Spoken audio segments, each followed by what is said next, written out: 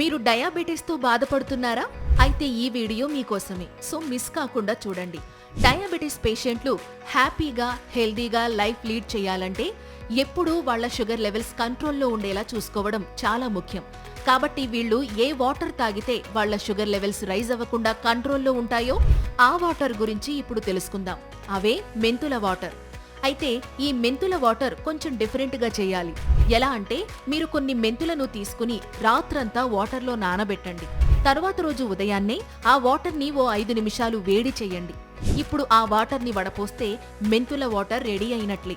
ఈ మెంతుల మ్యాజిక్ వాటర్ని డయాబెటిస్ పేషెంట్లు డైలీ పరగడుపున ఓ గ్లాస్ తాగితే వాళ్ళ షుగర్ లెవెల్స్ కంట్రోల్లో ఉండే అవకాశం ఎక్కువగా ఉంటుంది.